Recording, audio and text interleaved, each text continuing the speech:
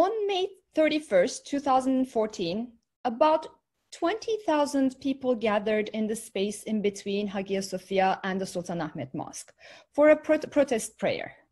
I was there at 4 a.m. With a research assistant, and I was conducting a research project as a museum expert. I wanted to investigate further the museumification of sacred sites. I believe it was crucial to have a better understanding of the different groups, constituencies, stakeholders who have an emotional and political connection to the buildings. And this is particularly important to manage conflicting demands on sacred museumified sites, to develop sustainable long-term heritage management plans. For that purpose, I conducted participant observations, as you see at 4 a.m. In front of Hagia Sophia, but also in-depth interviews in Turkey, Greece, and United States, followed different groups emotionally connected to the Hagia Sophia to understand their demands and how those demands were formulated. To start with, there are multiple different groups in a spectrum of different political opinions that had been demanding the conversion of Hagia Sophia into an Islamic prayer space. These ranged from ultranationalists, supremacists, to Islamists. And among these multiple institutions and groups, today I will be focusing on one which I believe has a direct bearing on the conversion of Hagia Sophia that took place earlier this year. This is the National Turkish Student Association, which had been around since the 1940s. Here you see a flyer for a petition campaign that they conducted in the year 2013, for which they gathered about 1 million signatures to open Hagia Sophia as a mosque. One of their most famous protests took place in 1967. And a group from the National Turkish Student Association, which you see right here, conducted Islamic prayers within Hagia Sophia after purchasing tickets to go into the Dan Museum. And their protest was in response to a visit that had been conducted by the Pope earlier that week. Pope was allowed to pray under Hagia Sophia's dome, so they decided they should be allowed the exact same practice. This group continues its actions. You see here on July 10th, jubilantly celebrating the proclamation by President Erdogan, who had just signed the decree turning Hagia Sophia into a mosque. And in 1965, here you see a protest walk that they had organized in the week at the time celebrating the conquest of Istanbul by Mehmet II, again demanding the conversion of Hagia Sophia. Within this group's ideology, one particular figure is crucial. This is Necip Fazıl Kısakürek, who is an Islamist ideologue and a poet.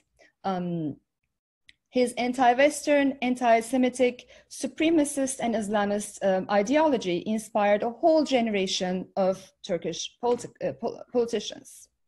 But in particular, in 1965, he was invited to give a lecture on the Hagia Sophia to the National Turkish Student Association. In 1965, he gave this lecture to a large group, but the lecture was also recorded, and it had a very lasting effect, continuing all the way to our day. In this lecture, he formulated the discourse demanding the conversion of Hagia Sophia, and it is widely quoted. His supremacist Islamist ideology puts the Hagia Sophia at the center of his debate and suggests that Turkey's future, as well as Islam's domination, depends on the conversion of Hagia Sophia into a mosque. And in this quote, he says, "Just as all roads lead to Rome, all the issues related to the cause of spiritual salvation of Turkishness leads to Hagia Sophia and those who made it into a museum." You may ask how his legacy continues to our day. Let me just give you one example. This is a tweet by a Turkish politician, Berat Albayrak, who is currently the Minister of Treasury and Finance, but he's also President Erdogan's son-in-law. This tweet was put on social media a few hours before the announcement of the Council of State ruling on Hagia Sophia.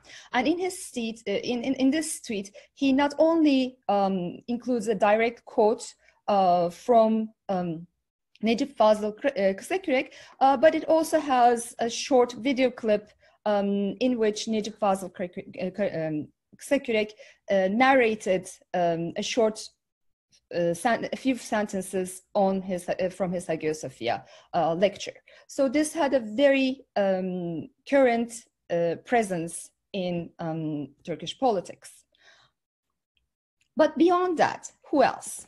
Let me focus on three figures who had been in their youth members of National Turkish Student Association. The first one is Ismail Kahraman, who was the Speaker of the Parliament until 2018 from the Justice and Development Party, Erdogan's party. And he was actually one of the figures that you see in this picture, who in 1967 went to Hagia Sophia and conducted the protest prayers after Pope's prayers in Hagia Sophia. The second important figure is the Turkish President Recep Tayyip Erdogan, and the third one is Bülent Arınç.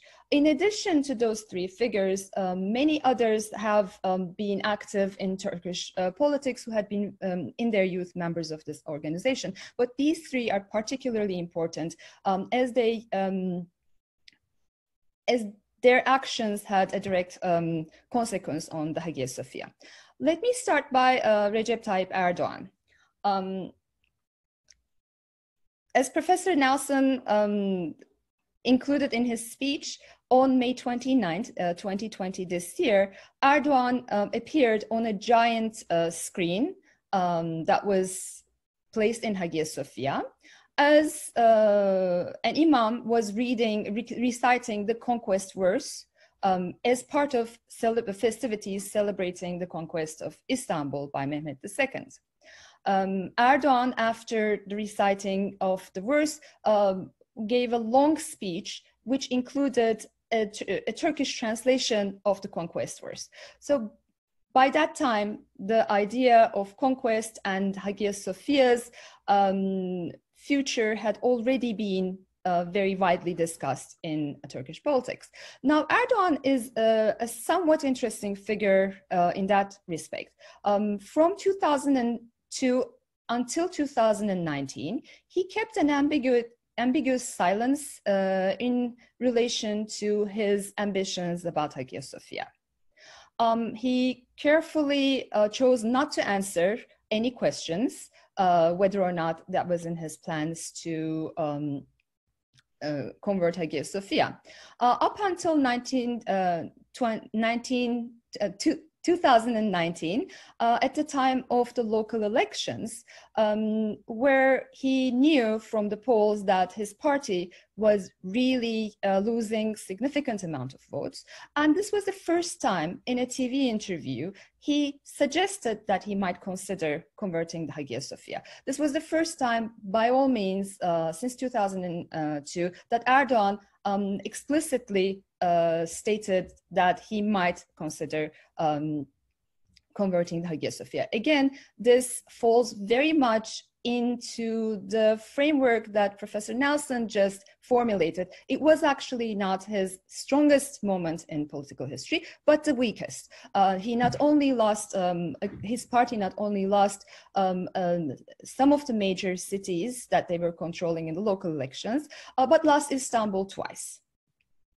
The next figure who has been of great importance is Bülent Arınç. Bülent Arınç had long been an ally of President Erdogan's, and he was among the founding figures of the Justice and Development Party. Again, in his youth, he was a member of the National Turkish Student Association. He is the former Deputy Prime Minister, and he was also the Minister of State in charge of General Directorate of Pious Foundations. Now, this is really important. In contrast to Erdogan, who kept an ambiguous silence, Bülent Arınç, throughout his political career, was very open in his ambitions. He stated multiple times that it was his desire to convert Hagia Sophia into a mosque. And Bülent Arınç is a lawyer by training, and he understands the legal framework really well. This is why he became the Minister of State in charge of General Directorate of Pious Foundations.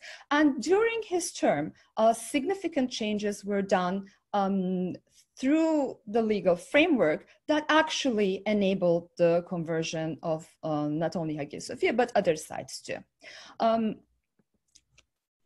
The two namesakes of Hagia Sophia in Nicaea and Trabzon are actually results of Bülent Arınç's legal work. And these two monuments share a lot more with Hagia Sophia than their names. They were both built as Byzantine churches, converted into mosques during the Ottoman Empire, and during the Turkish Republic, they were turned into museums and served as such for decades. Bülent Arınç came up with a formula to challenge their museumified status. In 2011 and 2013, law cases were opened to challenge their museumified status. In both cases, the plaintiff was the General Directorate of Pious Foundations. And the legal reasoning for this conversion was given like this. The moment that these buildings became parts of a pious foundation with a foundation deed, that deed was considered as the main legal document defining the function and future of these buildings. So as such, although they were originally built as Byzantine churches, the function that the Turkish law recognizes is the one that has been given to them by the deed given by the pious foundations that were established. For instance, in the case of Hagia Sophia of Istanbul, the pious foundation that Mehmet II established shortly after converting Hagia Sophia into a mosque is a legal document that the Turkish state decided to go back to in defining the function and future of the site. So when the conversion of Hagia Sophia of İznik took place, Bülent Arınç was the deputy representing the city of Bursa, where Nicaea is located, and he made a public statement stating that this was the happiest day of his life in office. So you would assume that Bülent Arınç's legal thinking paved the way for the conversion of Hagia Sophia later on. And you would be right, but partially. Here comes a plot twist in the story. Remember in the beginning, I was telling you about a number of different organizations, individuals who had been demanding the conversion of Hagia Sophia back into a mosque. This individual, İsmail Kandemir, was one of them.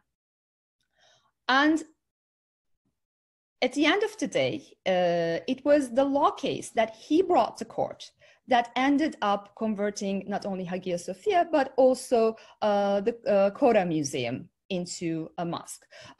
He's a retired mathematics teacher who resides in the city of Bursa. And after his retirement for the last 30 years, he had been working tirelessly to come up with a legal solution to convert Hagia Sophia back into a mosque. Dr. Now, Tanyeri-Erdemir, I'm sorry, you've gone over by about 5 minutes. Okay, and I will go to my last slide. In conclusion, the transfer of jurisdiction from the Ministry of Culture to the Directorate of Religious Affairs have a detrimental effect in the preservation of these buildings. Also, the rhetoric of conversion that focuses around the Islamist and supremacist discourse set up by Necip Fazıl Kısakürek also hurts the hope of pluralism and coexistence in Turkey. Thank you.